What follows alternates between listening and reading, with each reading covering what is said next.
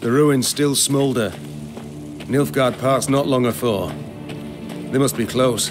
No doubt they already knock at Aldersberg's gate. We must make haste. Brave warriors. Fled so fast you didn't manage to pack. Beautiful sword. Not a scratch on it. Our army showed well in the parade. But when it came down to it... It's of no real use to me. Take it if you'd like. Left in the fields, it'll go to waste. Beautiful sword.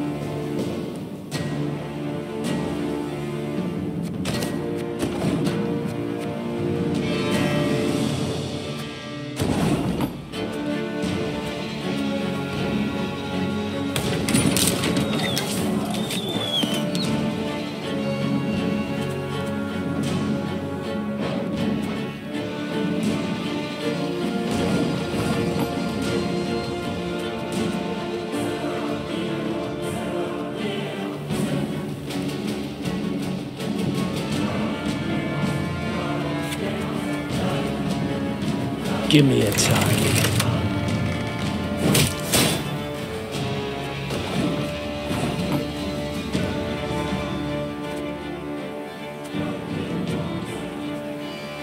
Our ballista, your command.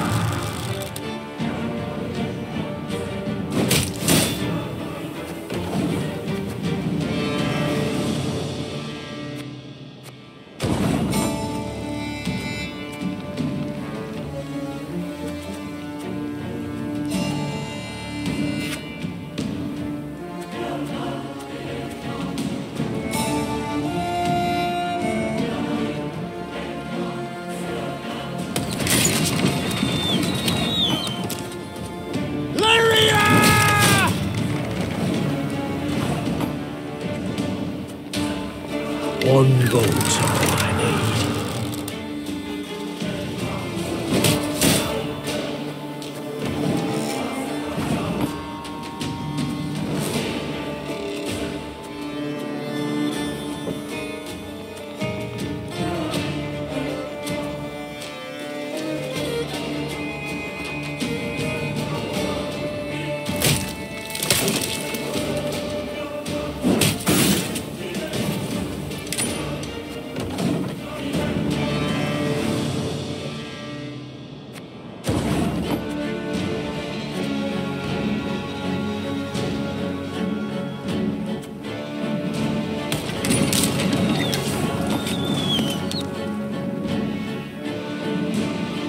Our ballista, your command.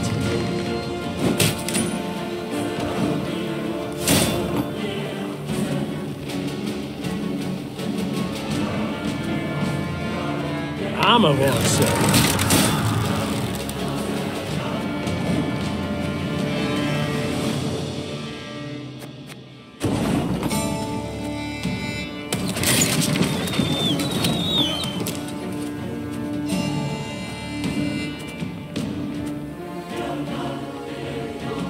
One boat's all I need.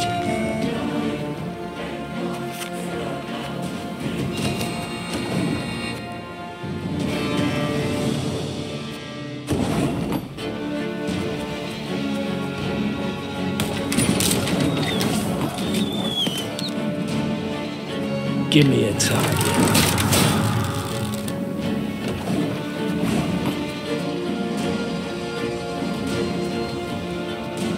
Arbalist to your command.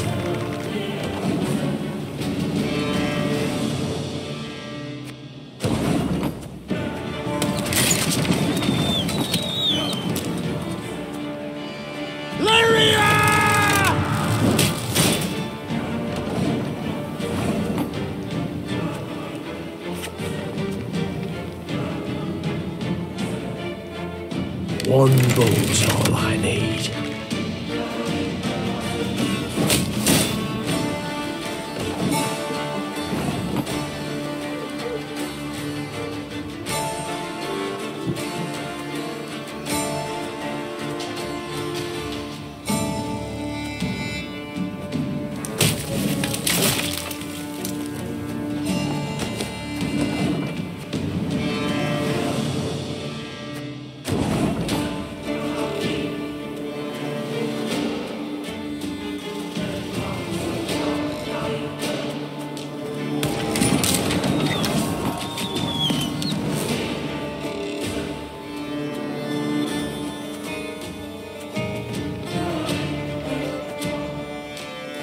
Armor won't save.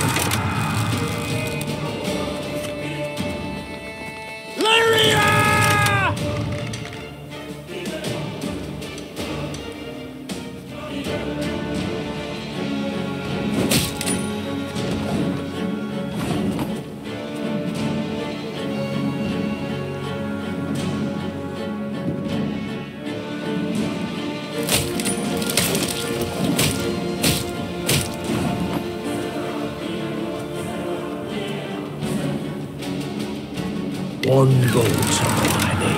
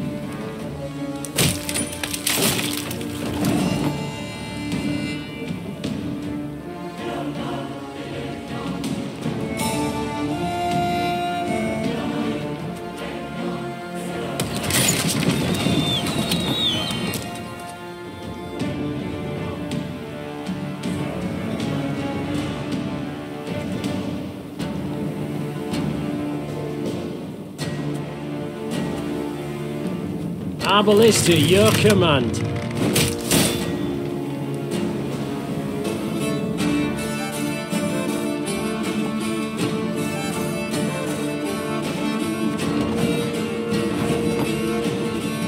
Armor won't save.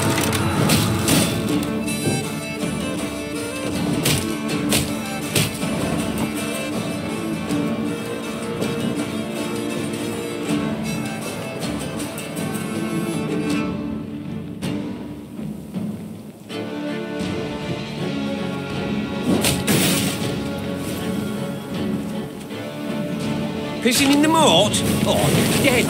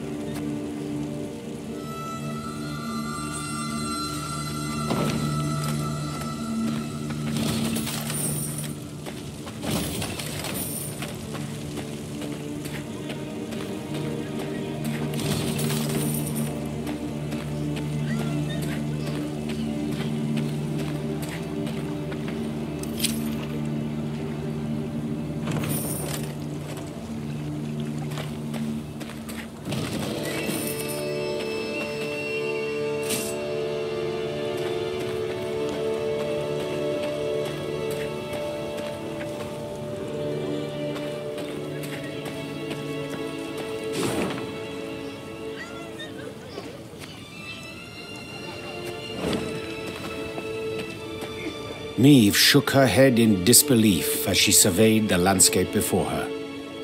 The Nilfgaardians had destroyed everything in their path. Burned farms, trampled fields, leveled orchards. The bastards. She hissed. They mean to cause a famine. When the Lyrians reached Braithwaite, a small village near Aldersburg, they saw gaunt men and women, more bone than flesh, gnawing on acorns and boot leather. The invaders had requisitioned every scrap of the village's food stores and hauled it off to their nearby camp. In strained voices, the villagers begged the Queen to help them retrieve their supplies. Milady, frost'll come before we know it. Felt help us. Why not a soul will live to see the thaw? Niamh looked around at the blackened, scorched village, at the walking skeletons who dwelled in it. The suffocating smoke bellowing up from the fields sent tears streaming down her face. I'll do what I can, Was all she said. She knew this was not the time for a rousing speech. She needed to act.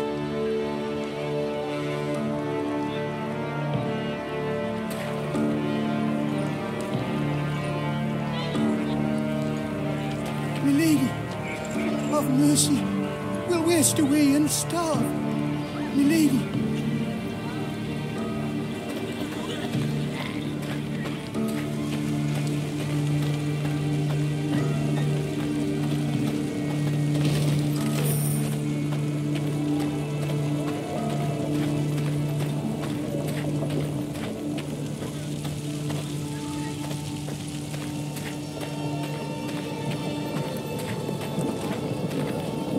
The Lyrians reached the outer defenses of the camp where the Nilfgaardians had taken Braithwaite's food stores. Rayla delivered her report. 3 heavy infantry regiments, Nazari arbalists, The warrior said. and I heard neighing, so they've cavalry as well. Niamh said nothing, working it over in her head. The fate of the starving villagers weighed on her heart. But was it worth risking heavy losses to aid them? The Nilfgaardians keep food in storage and watch it rot while peasants perish from hunger. Will we allow this? The Queen said, addressing her soldiers.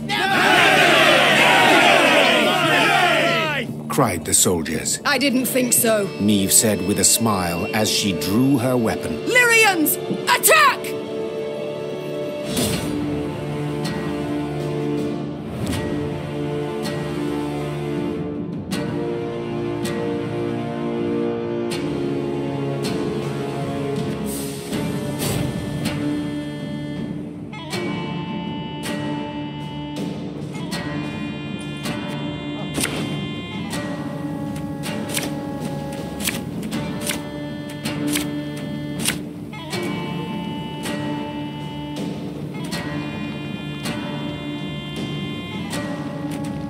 Today our swords shall taste imperial blood!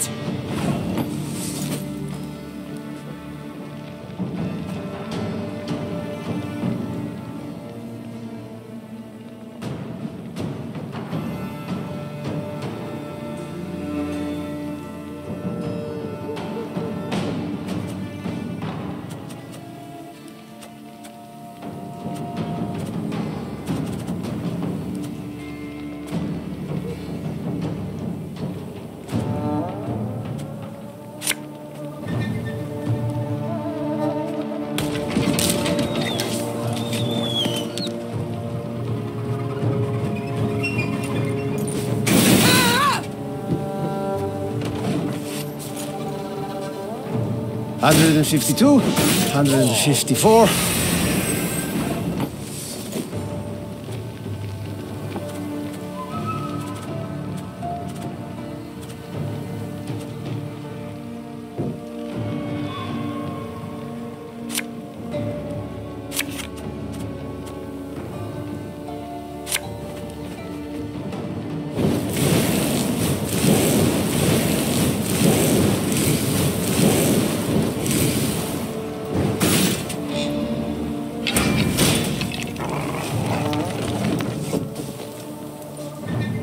Scrubbing duty again? Oh, gods.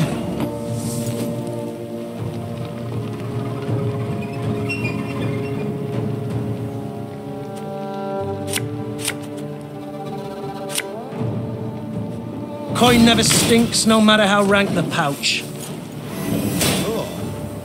Order!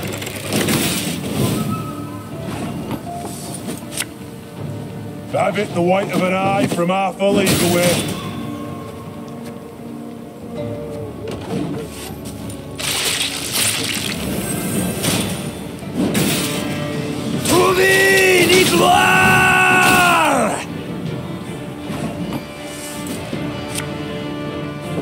Bigger they are, easier they are to target.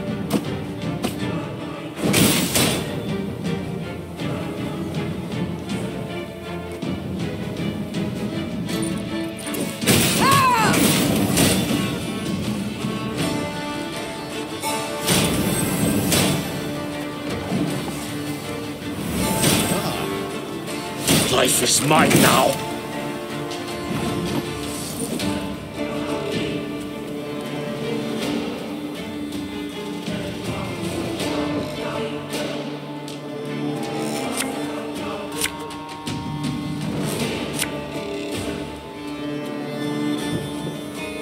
My scars? No, they don't hurt.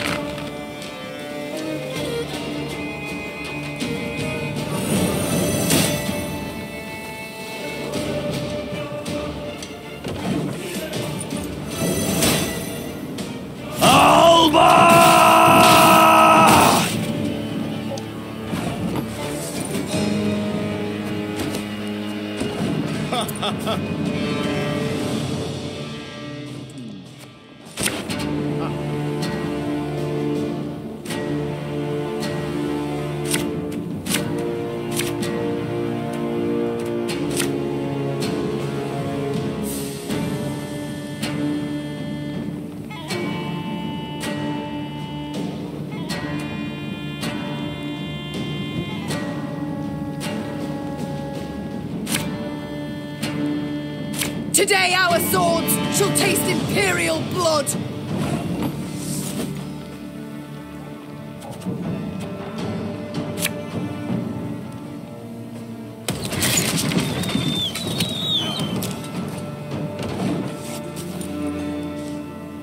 $152, $154.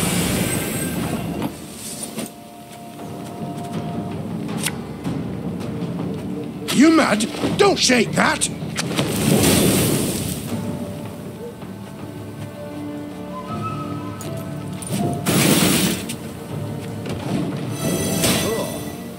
Scrubbing duty again? Oh, gods.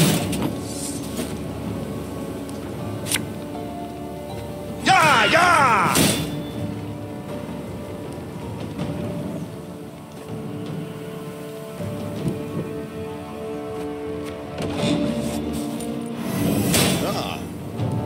Life is mine now.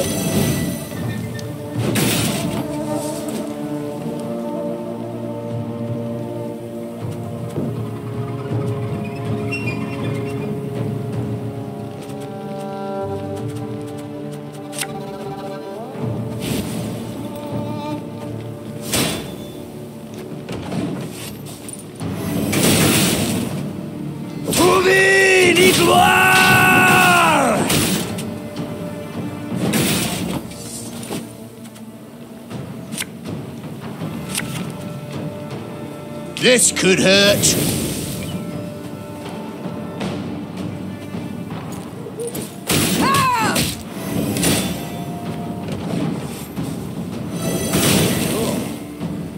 Wise choice.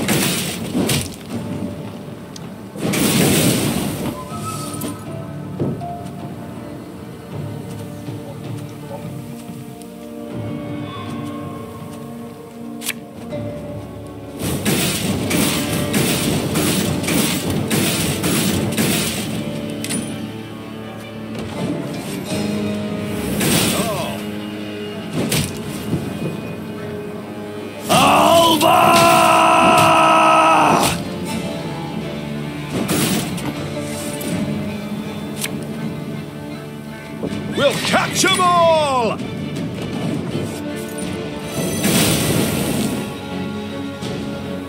Praise be to the great sun!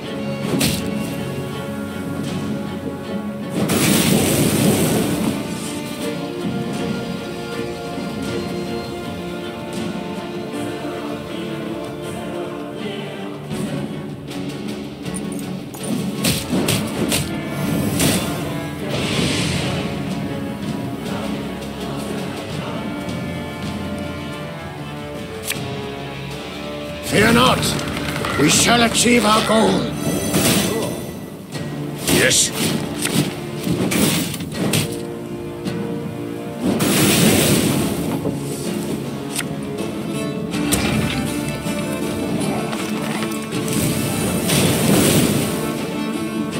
Bestiller Zweifel!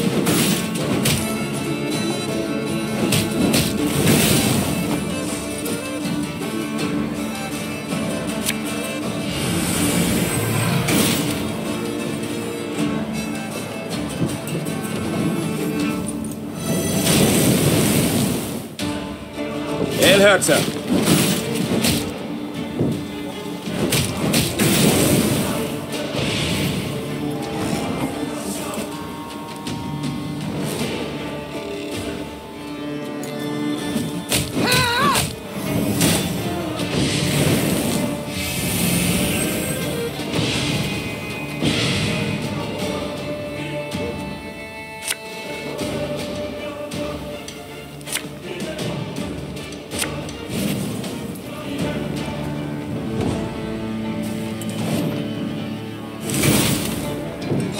Your Grace, the battle's won.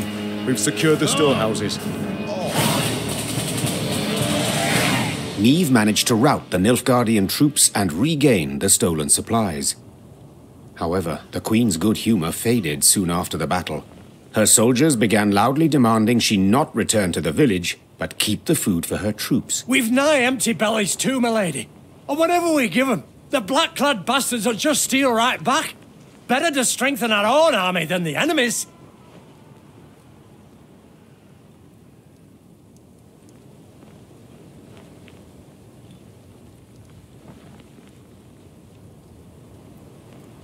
Niamh heard the soldiers out. In her heart of hearts, she knew their arguments held much merit.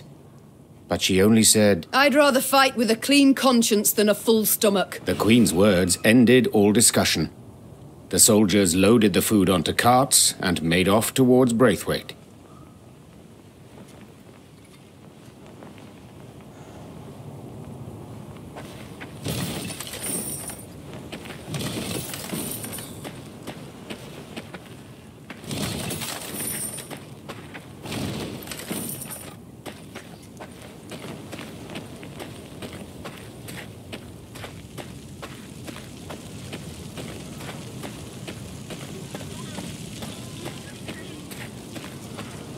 The villagers welcomed the soldiers with tears in their eyes. One fell to his knees before the Queen. Oh, milady! You saved us from starvation, from turning one against the other, from eating horrid things. The gods bless ye 7 times over! Niamh smiled hearing these words, but sadness lingered in her eyes. If the gods truly did reward good deeds and punish crimes, there'd be lightning bolts pummeling the Nilfgaardians day and night.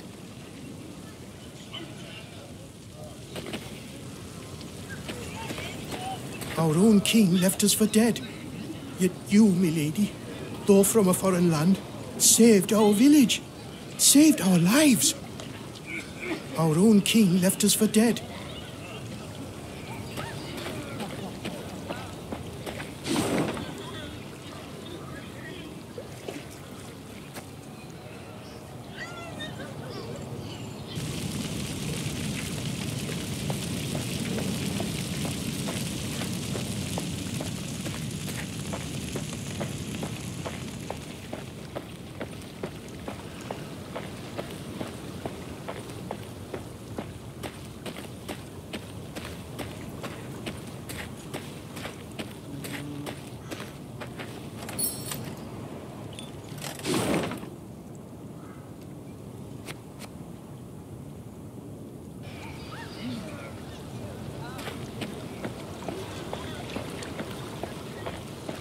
Meave's mount reared and flattened its ears, spooked for no visible cause. Trusting in animal instinct, Meave jumped to the ground and felt tremors under her boots. At first, they were faint, barely palpable, then grew stronger and stronger. What's going on? Meave cried. Why does the earth tremble? Before anyone could respond, a scout from the forward guard let out a terrified cry. A moment later, snapped trees crashed down around them, and out of the woods came a 30-foot-tall stone giant. Gods, whispered the queen. What is that? A golem, Isbel whispered back. Favorite servant of Nilfgaardian mages. As if to confirm his words, soldiers marched out from behind the giant, clad in heavy black plate. Their leader, however, wore but a light tunic, and his hands glowed with a strange blue light. Dithen Quan and Lyrian! He shouted, giving the order to attack. Gloire and Ard Feyin!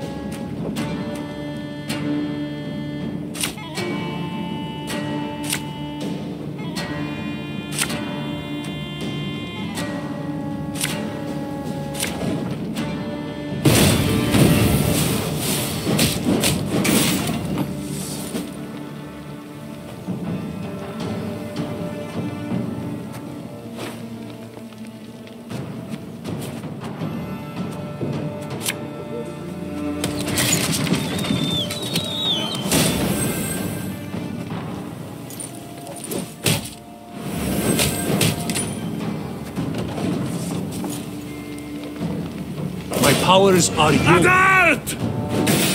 Mom, break the mage's spell, and the golem's power will wane to naught.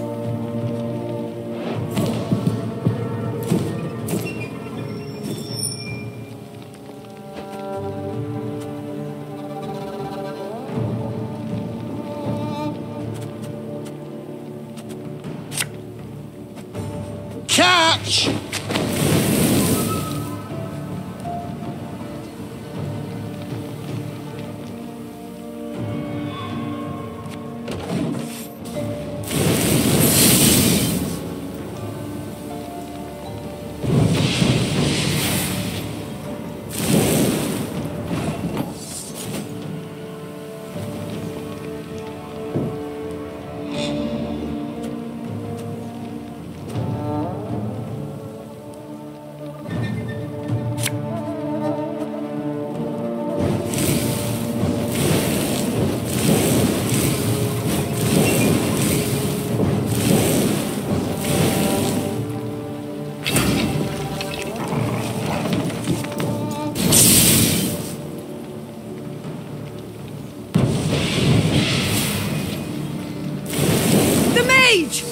Kill the mage!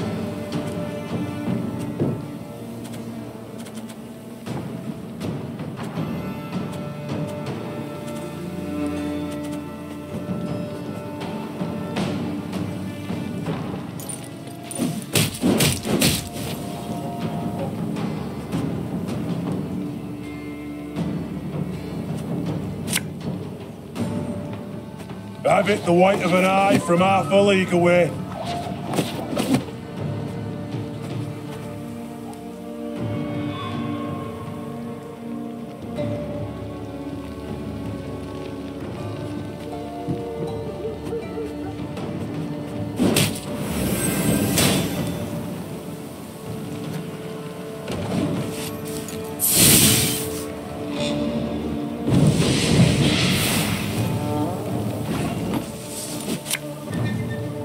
Thing about slings, they hide well.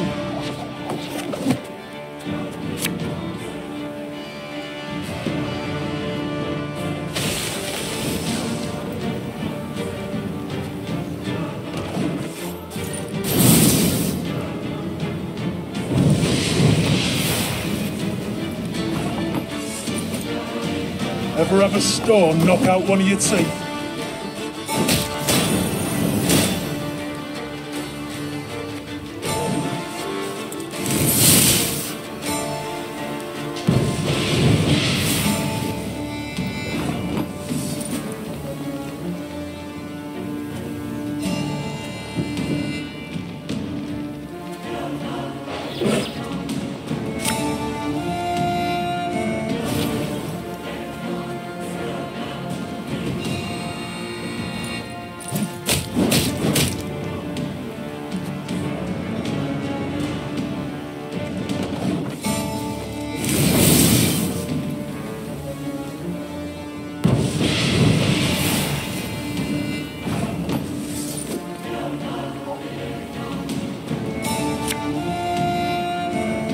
Fear not. We shall achieve our goal.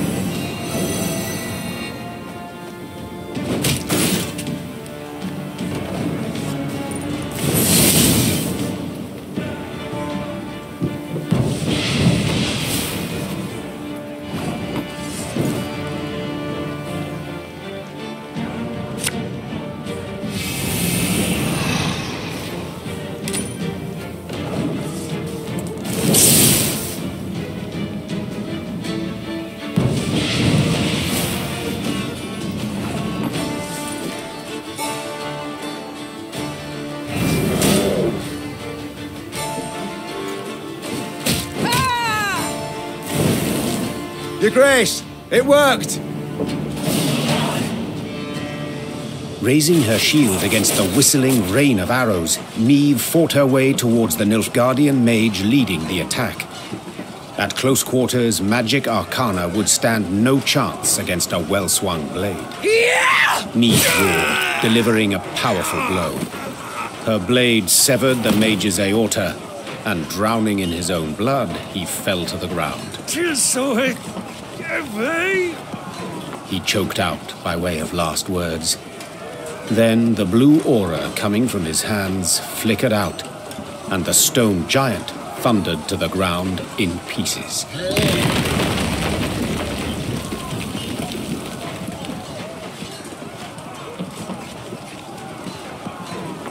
When the dust of the battle had settled, the Queen ordered her men to search the Nilfgaardian camp. In the mage's tent, they found a rare instrument used to communicate at a distance, a megascope. The crystals encrusted in its brass frame were still warm, meaning it had recently been used to conduct a conversation. The burning question was, with whom? Isbel! Yelled the Queen. The mage dutifully came closer. This device, could you activate it? Yes, Your Grace. But are you sure? I am. Get to work. Isbel nodded, then began calibrating the magic device. Finally, something clicked. A light flickered on, and before Niamh's eyes appeared the outline of a Nilfgaardian general.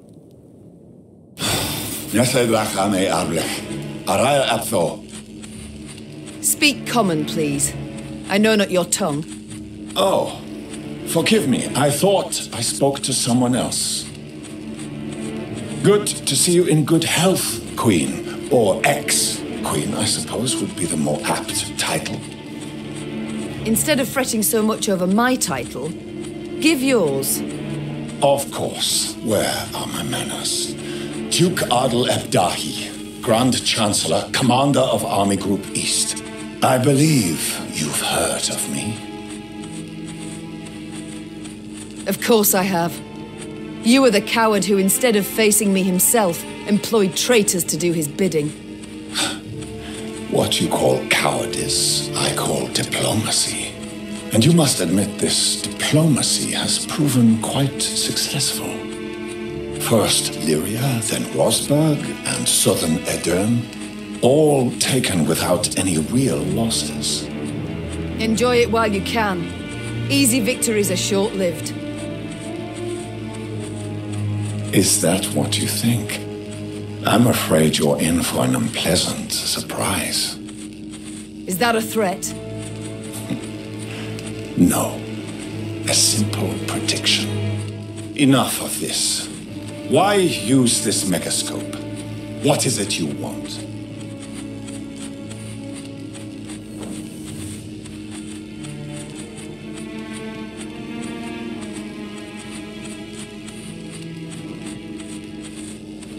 I wanted to see the man who's butchering Edirn. The man responsible for the deaths of thousands of women, elders and children.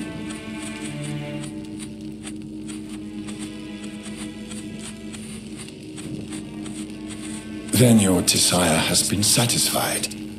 It was I who gave the order to cleanse this land of unwanted elements, to prepare it for settlement, for...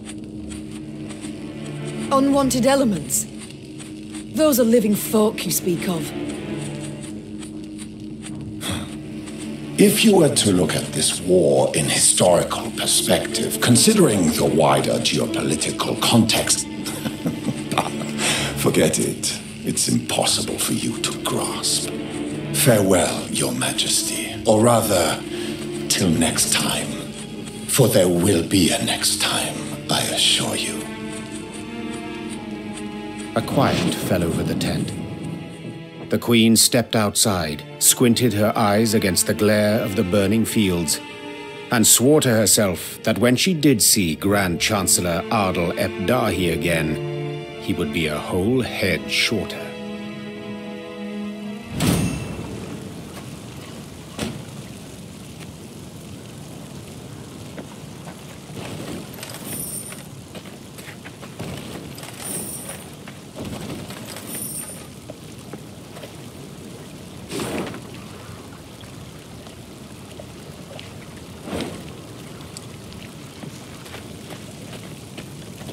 All destroyed.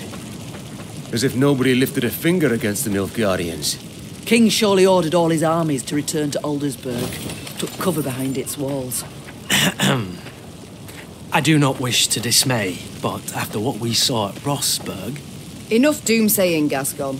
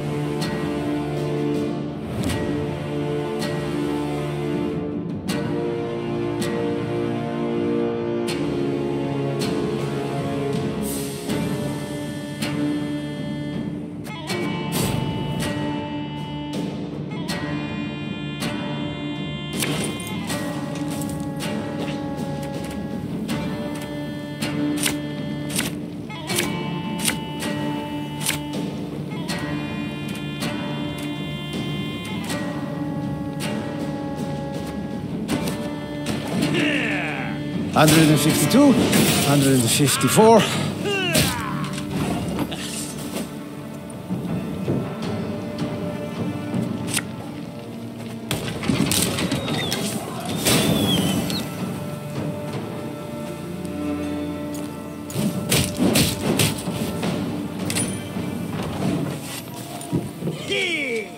Scrubbing duty again? Oh, gods. This could hurt.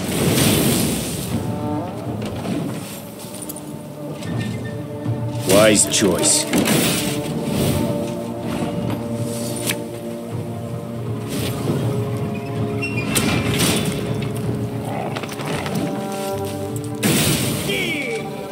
Order!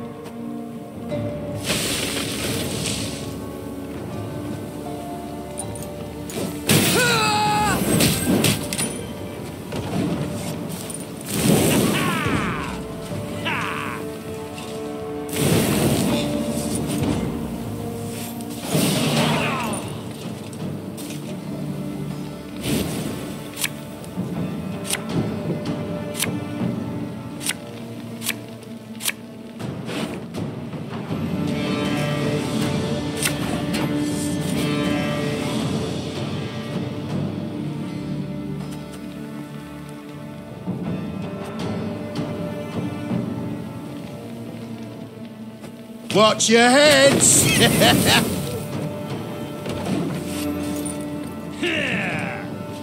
Life is mine now.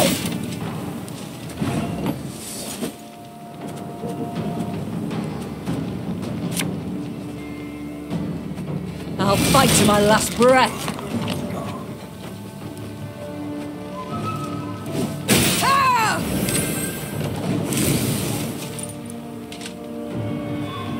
My prescription, a bit of bloodletting.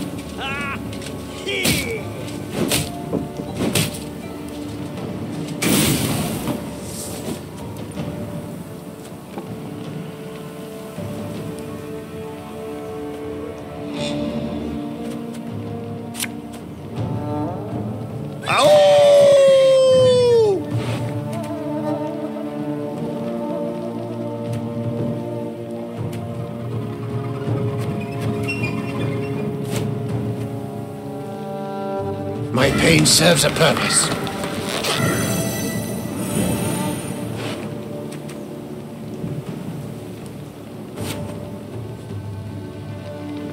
Catch!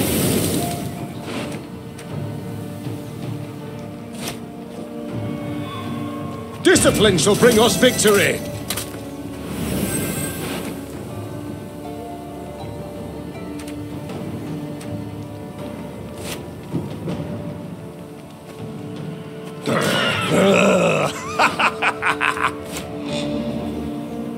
Yeah, yeah!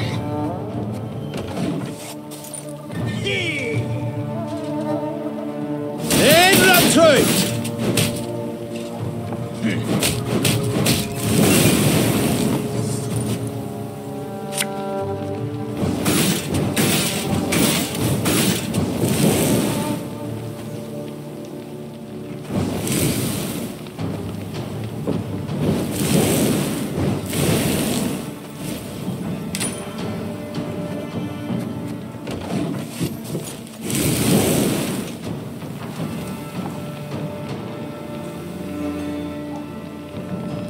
Exzellent Zweifel!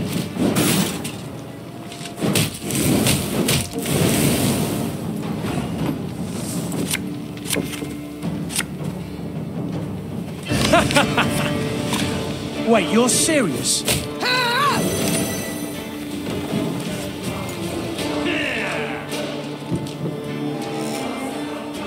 El Herzer.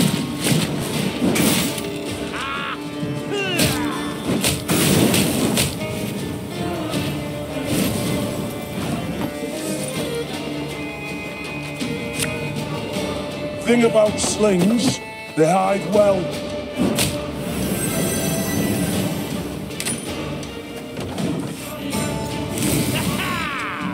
Cannot fear!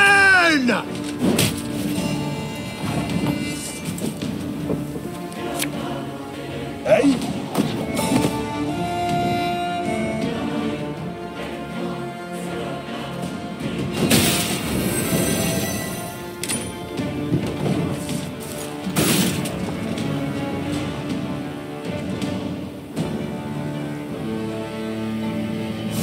God!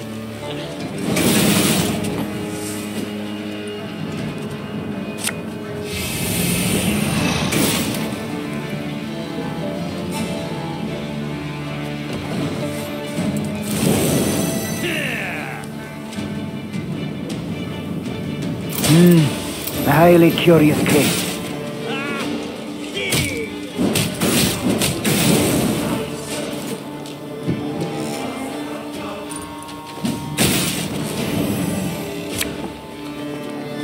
Ever have a stone knock out one of your teeth?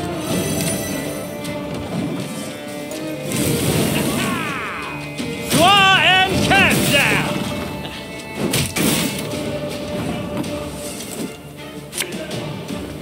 When will you ever learn? Egreto dum anime est, spes est.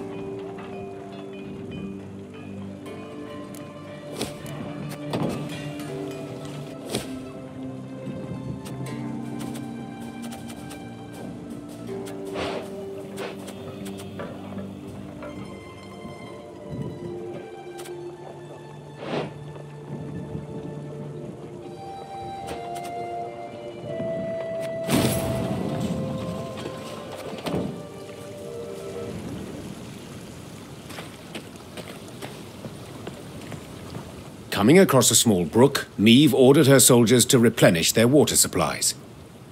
When they returned, it was with empty water skins and troubled expressions. Milady, the water tastes of blood. Not like black pudding, mind, but rancid, filthy. Meve had no choice but to march on. She gulped dryly and wondered how to interpret this strange event. An omen, perhaps? A warning from the gods? She soon learned the truth. Following the brook upstream, the Lyrians arrived at a small pool. Bobbing on its surface were dozens of corpses.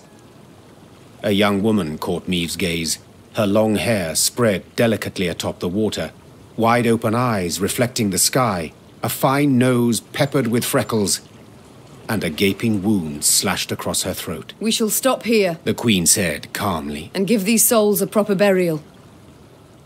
Reynard, send scouts. Tell them they are not to return until they ascertain what has happened here. When the scouts returned a while later, they brought with them a barefooted peasant they'd found hiding in the woods. They claimed he hailed from Horton, a nearby village, the village whose inhabitants had been murdered. Them black-clad wretches stormed the village, milady. The devil Freegave at the fore. Rounded us right up, took us down to the lake. Whole village, mind.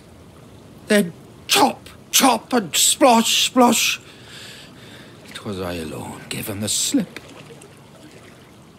Meve listened to the man's tale, then placed him in the care of her medics and ordered the Lyrians to break camp. She rode at the head of their column, Reynard at her side, her knuckles gripped white on the reins. Do we know where this Freegef is stationed? Our riders report he's pitched camp to the east. Then let's pay him a call. They killed all, like Rosberg. My lady, please, make them pay. Milka, Bezrad, Kristan, all killed. Souls snuffed out to the very last. Could have run for help, I know. But I was afeard. Afeard the black-clads would catch wind of me, hear me. What now? Whatever will I do? Alone. Left all alone. Me lady, buried our valuables for the black-clads came. In the wood, near a big boulder. Got a bit of charcoal? I can sketch the way for you.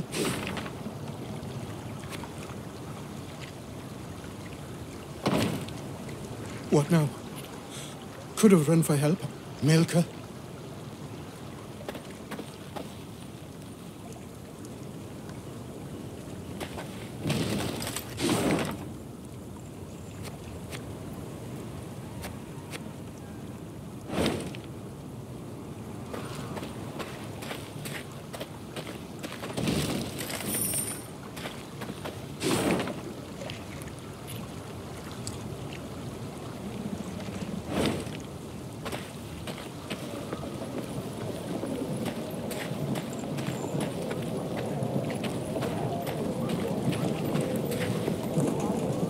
The Lyrians had no trouble finding Vrigev's camp. It was the size of a sprawling town. Meve stopped her caravan and called for a council. The first to speak was Reynard. Seems our scouts were both right and wrong, Your Grace. They did pinpoint General Freegef, the Butcher of Horton. Unfortunately, they underestimated his detachment. It is much larger and better armed than our own. That changes nothing, Meve said, forestalling all protest. If I leave him unpunished, without so much as an attempt, I shall never be able to face my reflection again. We must attack. Reynard bowed and passed the order to the Lyrians. Later that same day, Meve and Vrigev's forces stood face to face on the field of battle.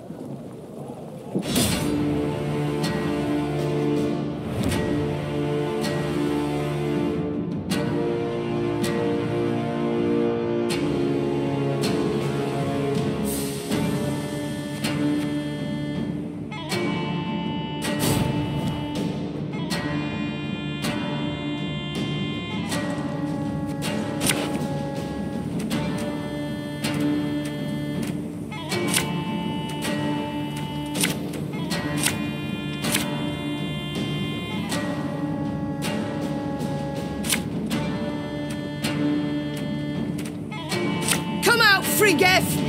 It's time you pay for your crimes!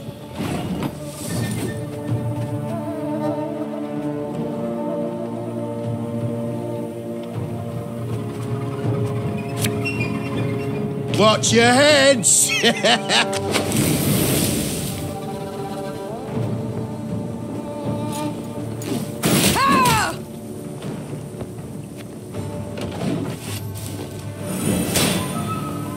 You will pay! There!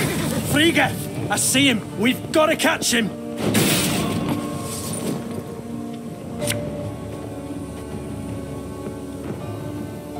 Catch!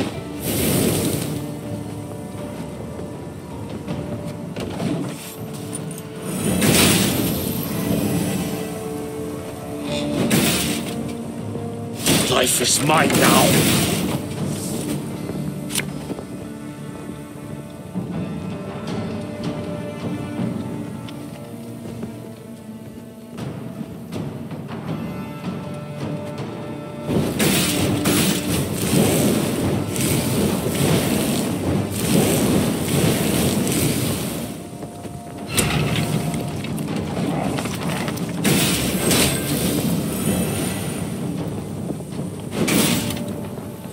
Wise choice. The Horsons.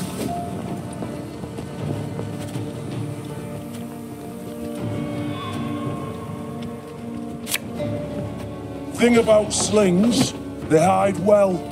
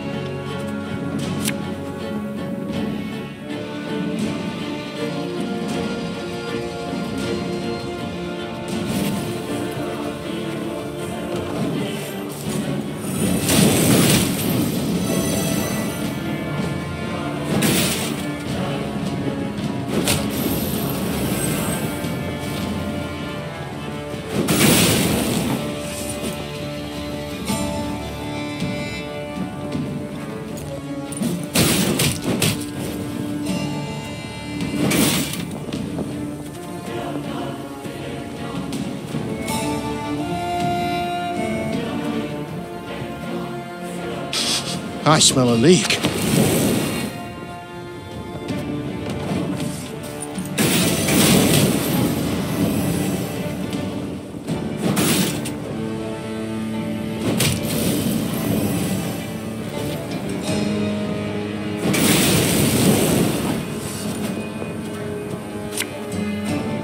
My pain serves a purpose.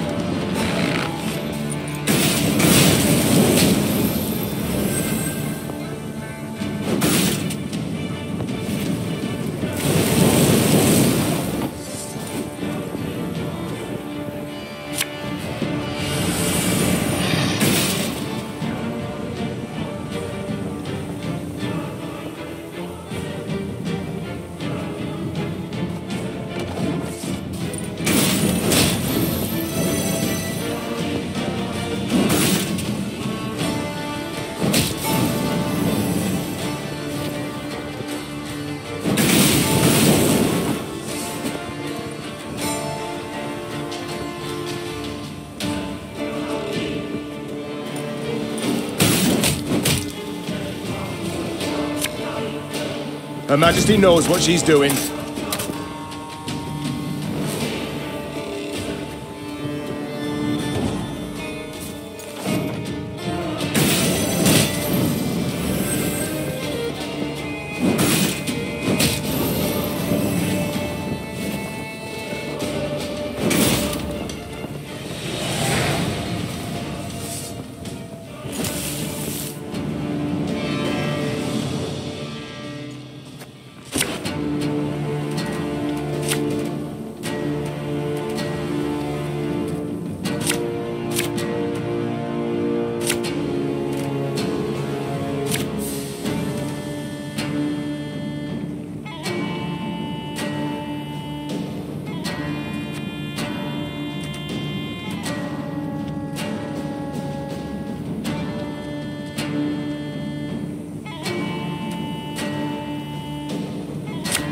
out, Frigef!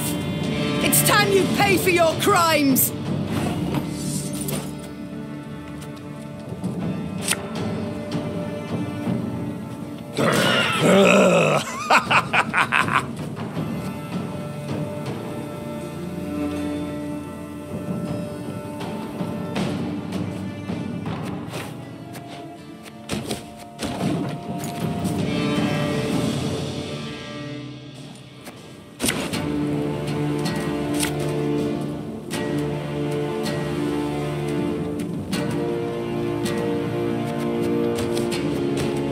Frigef!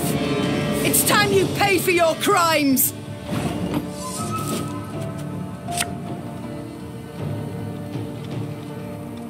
Us or them, no other way!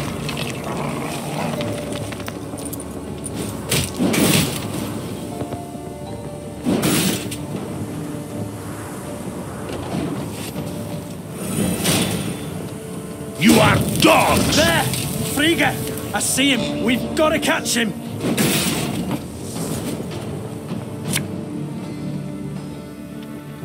This could hurt!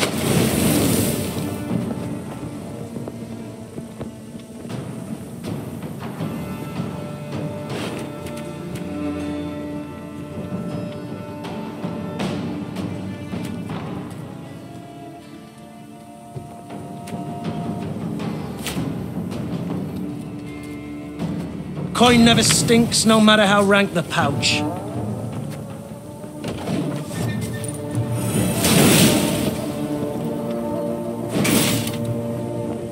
Life is mine now.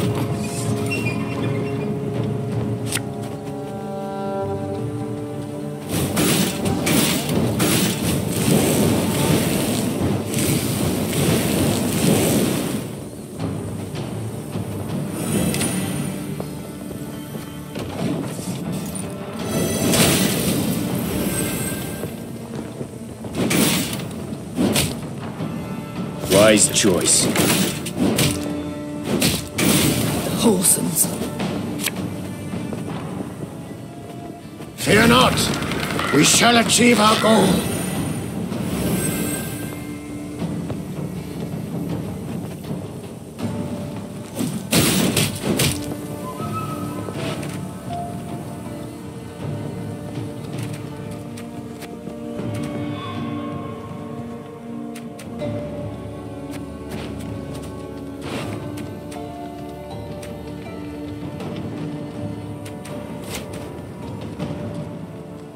We'll catch 'em all!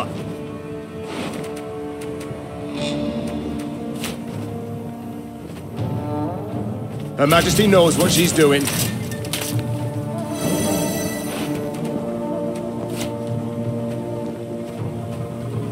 Can't take it anymore.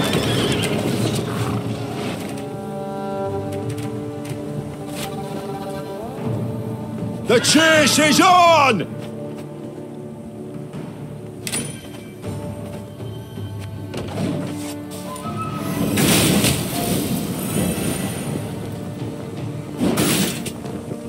Order!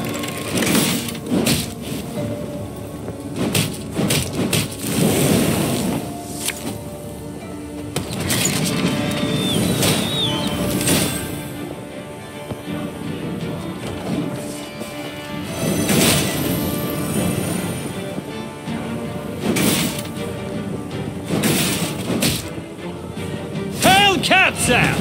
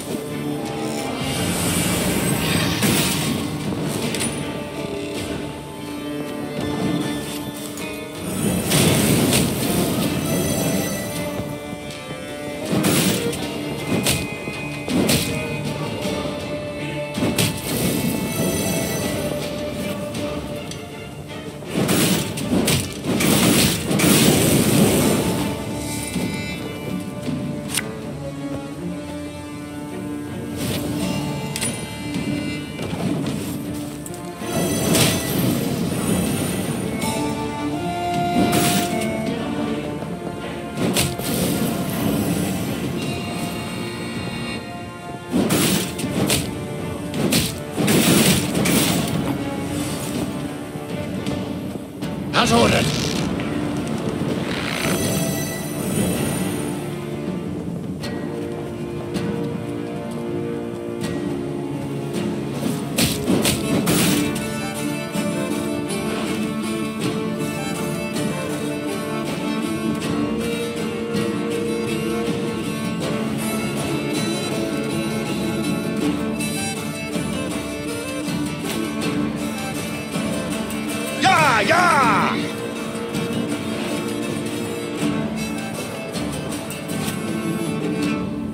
Thing about slings, they hide well.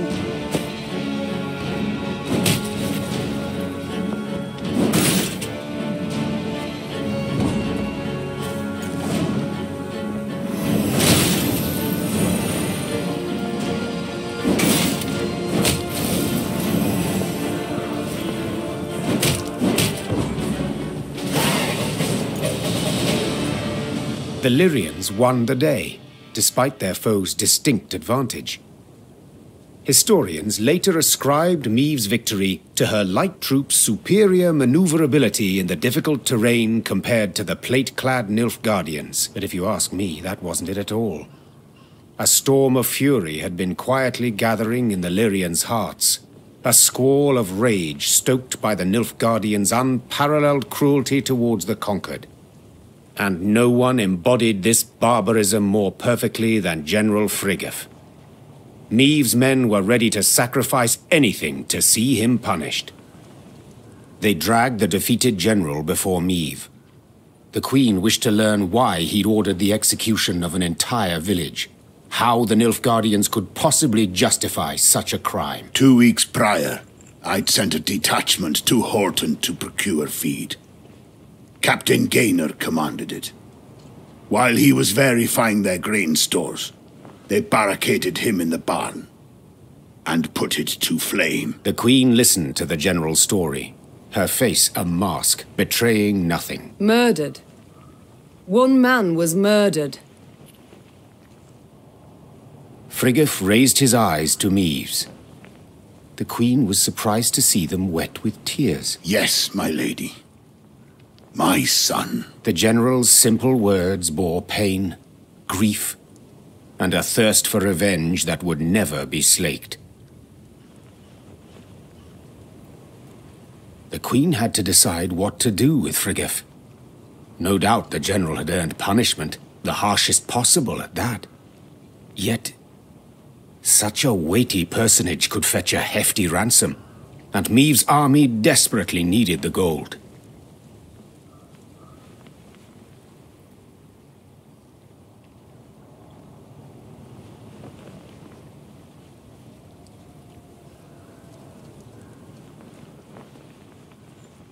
In the end, the Queen decided to return the general for a golden ransom. Whether she chose the path out of mercy, moved by the Nilfgaardians' tears, or out of pure material calculation, sensing an excellent chance to replenish her war chest, it is hard to say. One thing is certain, her men were crestfallen at the news. They had challenged Friggev's greatly superior forces in the name of justice, not gold.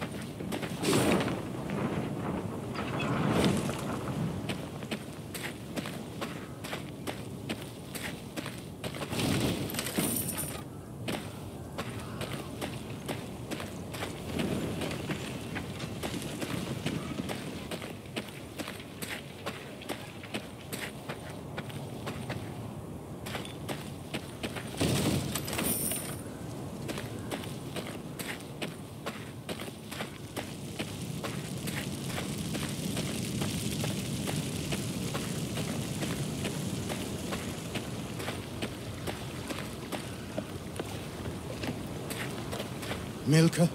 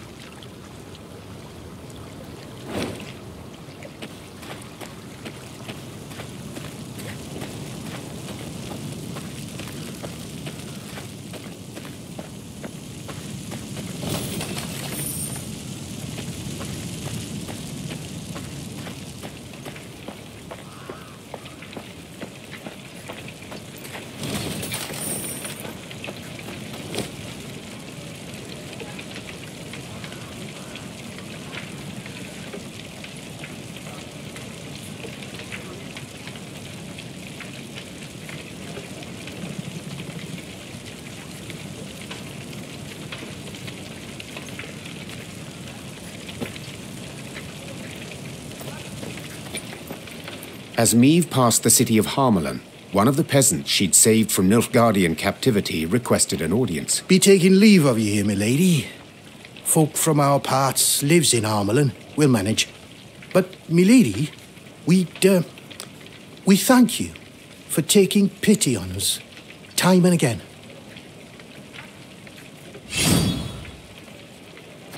We've nothing, milady, or near's enough. Black-clad bastards took all's worth taking. Except in this amulet. Been in my family for ages, kept us from harm. May it do the same for you. Meve wanted to say she did not believe in peasant superstitions, but when she took the ivory pendant in hand, she felt a curious warmth from it.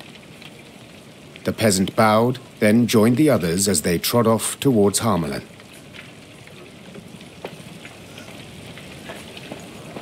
We're safe behind these walls. At least for now we are. You've twice shown us mercy, milady. My little A bless you twice over just the same. This pendant, your majesty. Wear it round your neck, always. It'll keep evil from you. You've twice shown us...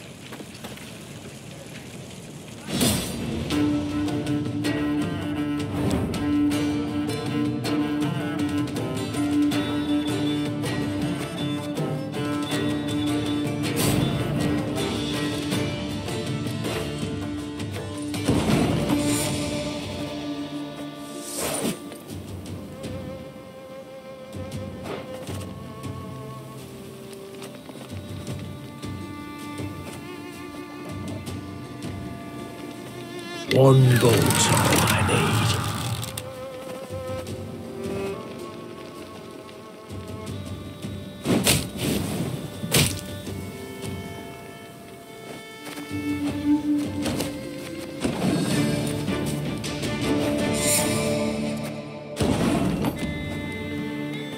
Armor won't say.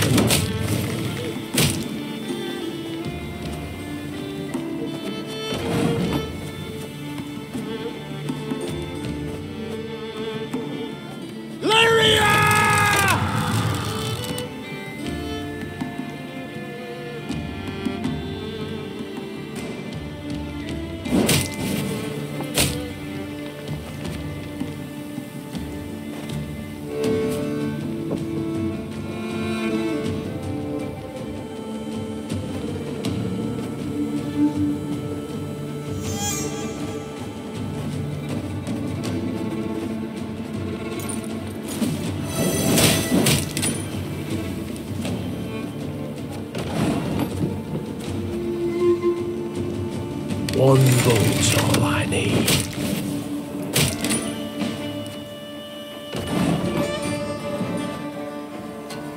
Give me a target.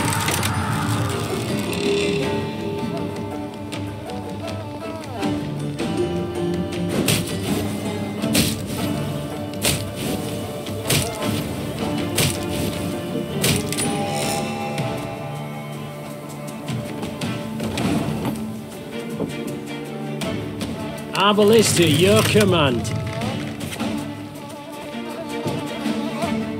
Armor won't save them.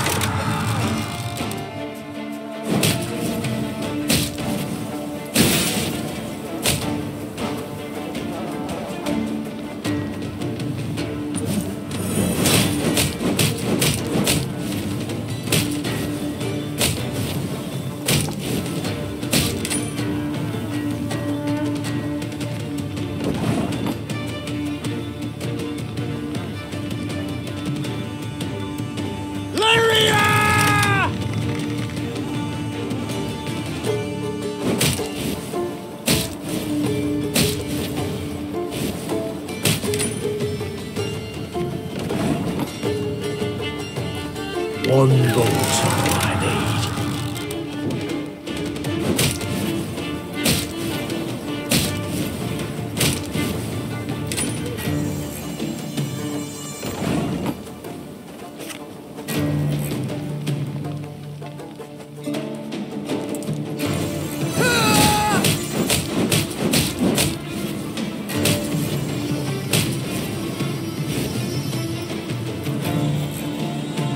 Give me a target. Our ballista, your command.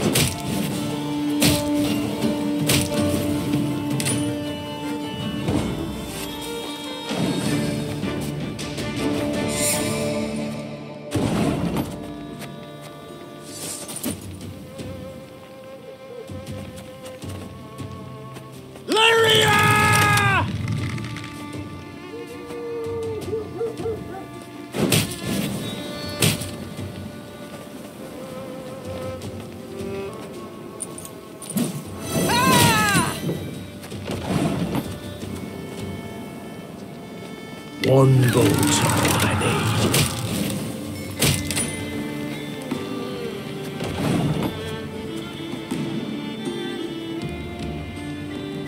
Give me a target.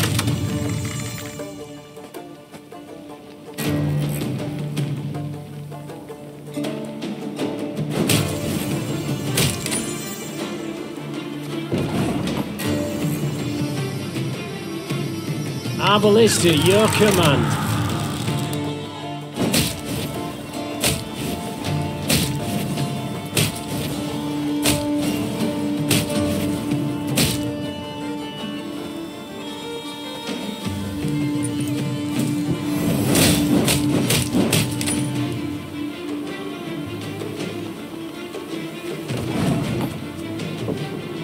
Armor won't save him.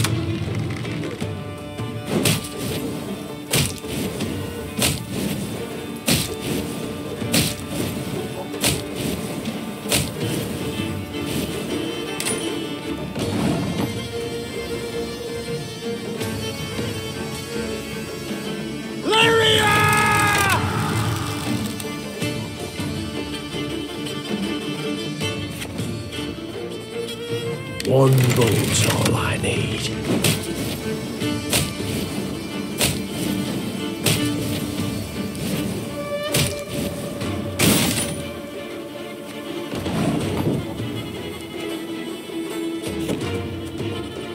Give me a target.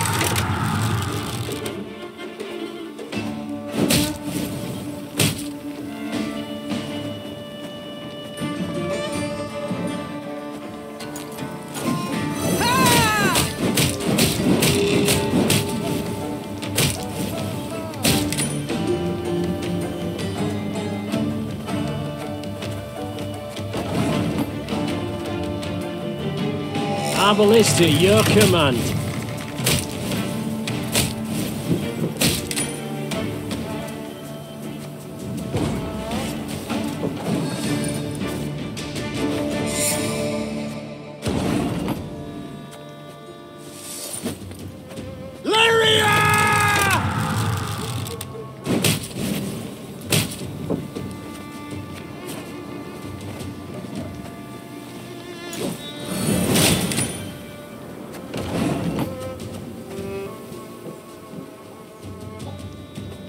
One bolt's all I need.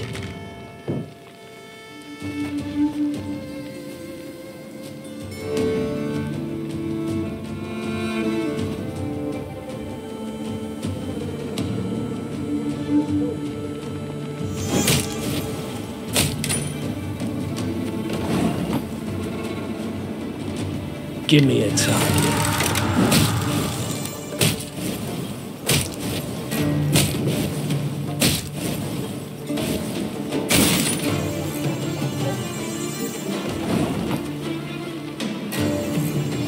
Our ballista, your command.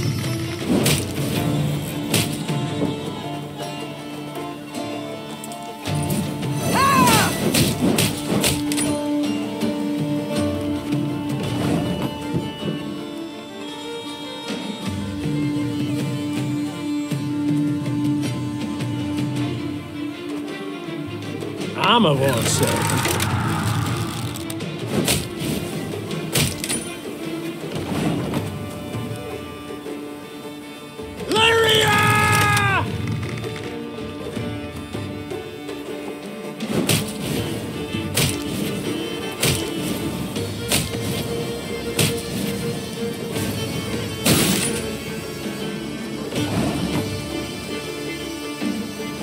One bolt's all I need.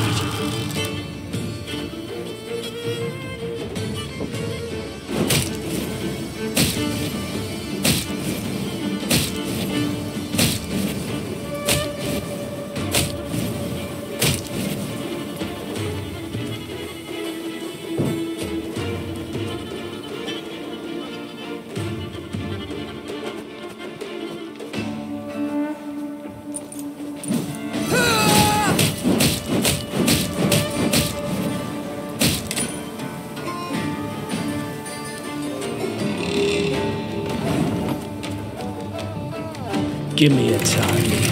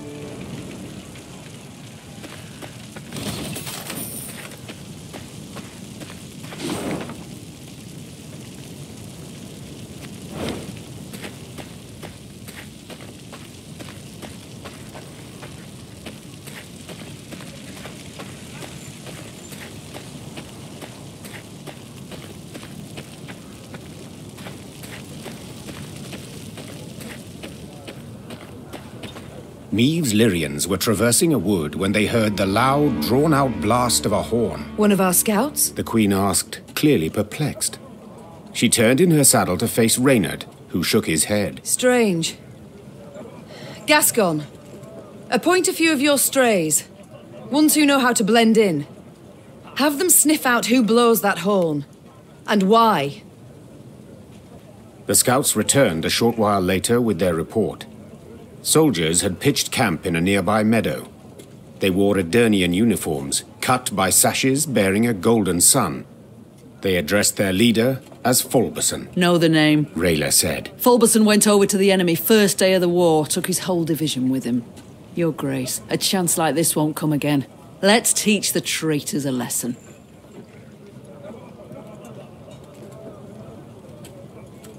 We must send a strong signal, one all the North will hear.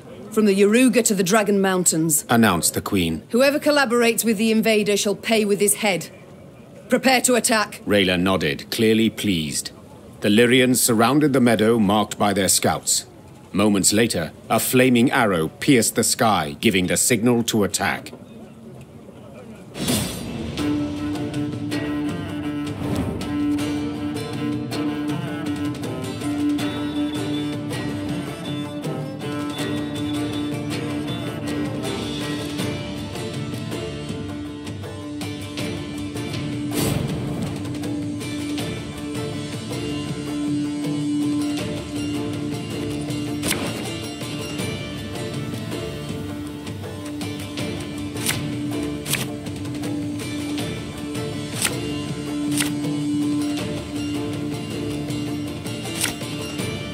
Is that Queen Maeve?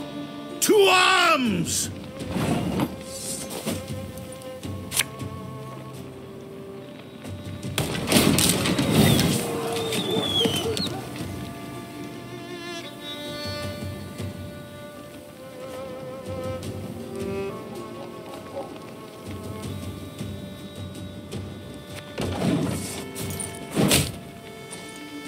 New orders? No? Ah.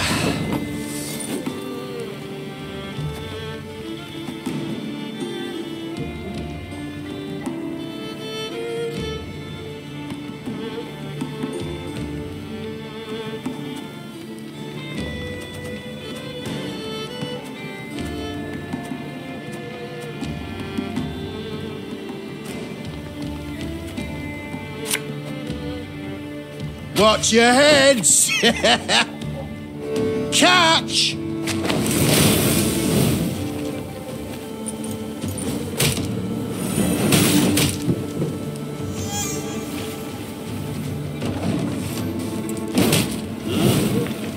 Must be an important lesson in this.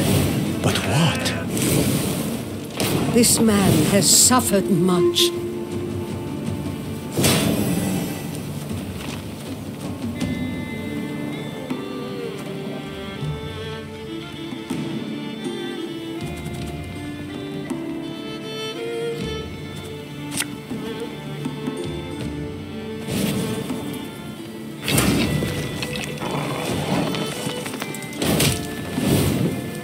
Hundred and 102, 103.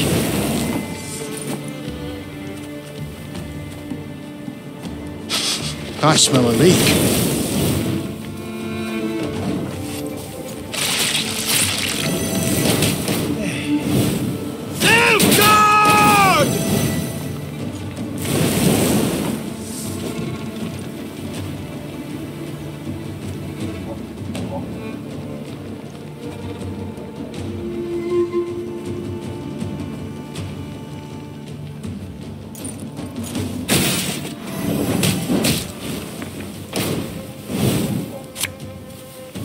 Ever have a stone knock out one of your teeth?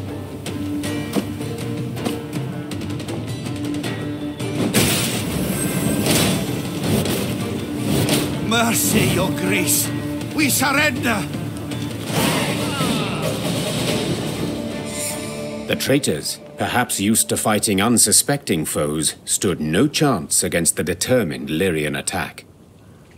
At its conclusion, Maeve personally knocked Falbeson off his mount, then tore off his visor. The face she saw evoked more sympathy than hatred. Falbeson was an old, sickly man, his skin pale and blemished. With great difficulty, he pulled himself up on his knees, then extended a shaky hand in pleading. Your grace, have mercy. The Nilfgaardians forced me to treason. They threatened torture. Maeve felt her soldiers' eyes on her. They awaited her decision. How would she treat this traitor? Would she really execute him as a warning to others?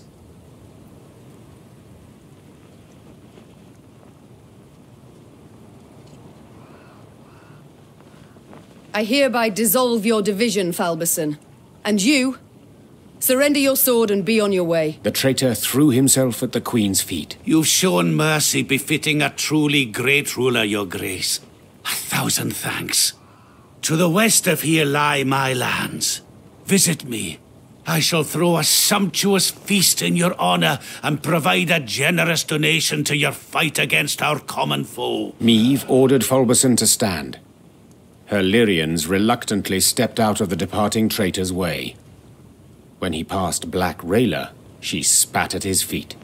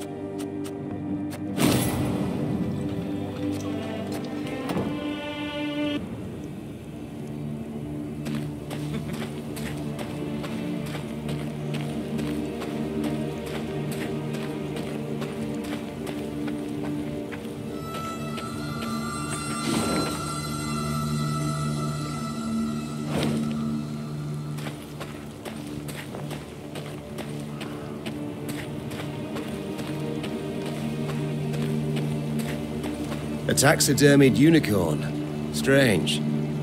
What are your orders, Your Grace? Shall we take it? I've no notion what one could possibly do with such a thing. We ride on.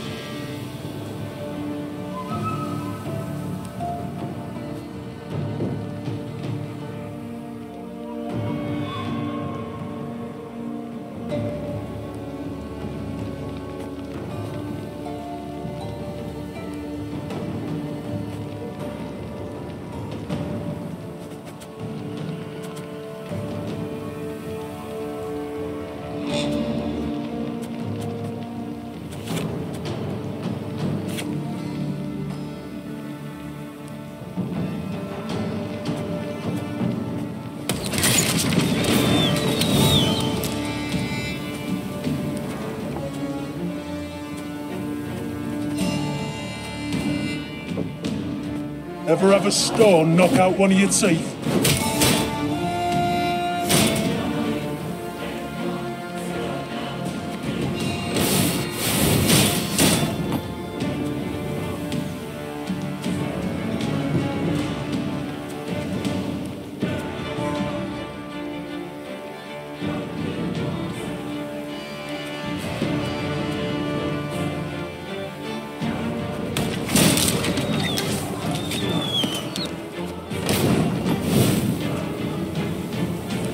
Have it the white of an eye from half a league away.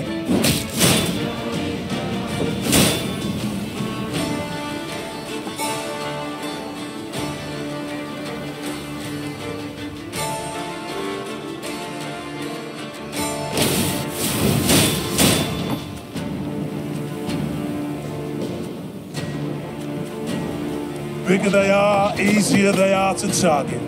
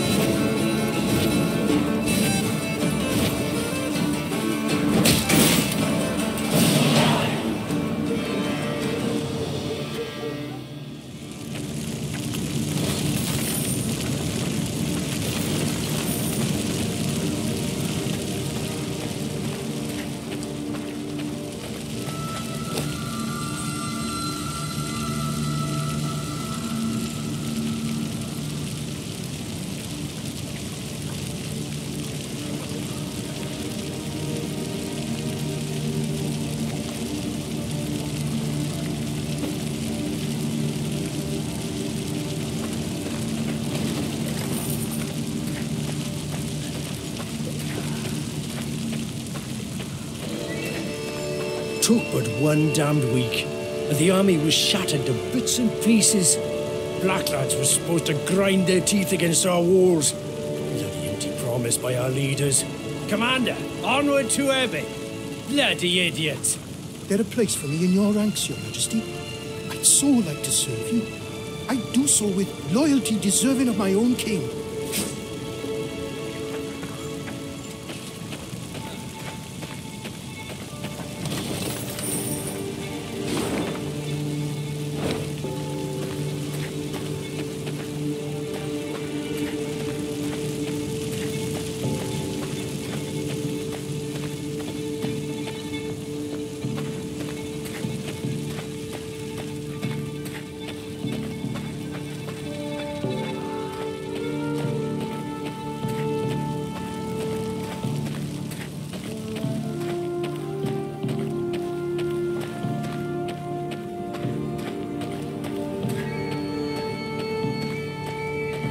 Maeve and her Lyrians arrived at Falbeson's lands, home of the traitor she had let live.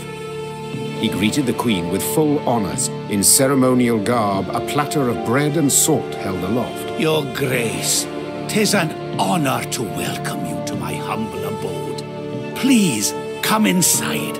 A fattened piglet already turns on the spit. Soon I shall fetch my best wines from the cellar. Maeve, having lived on nothing but salt pork and gruel for weeks, was tempted to accept the offer. Black Rayla, however, was strongly against it. Ma'am, forgive my insolence, but to eat from a traitor's table is foolish. Don't do it.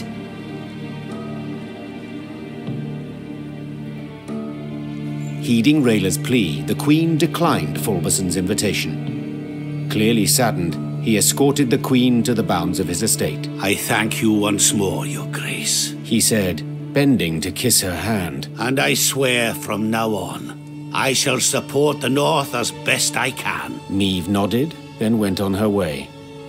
She wondered whether the old man would keep his word, or, as soon as the Lyrians disappeared over the horizon, once again don an imperial crested sash. 'Tis a great pity Your Grace hasn't time to feast with us. From here on, I'll prove a steadfast enemy of the black-clad invaders. By donning the great sun, I've covered myself in shame. 'Tis a great pity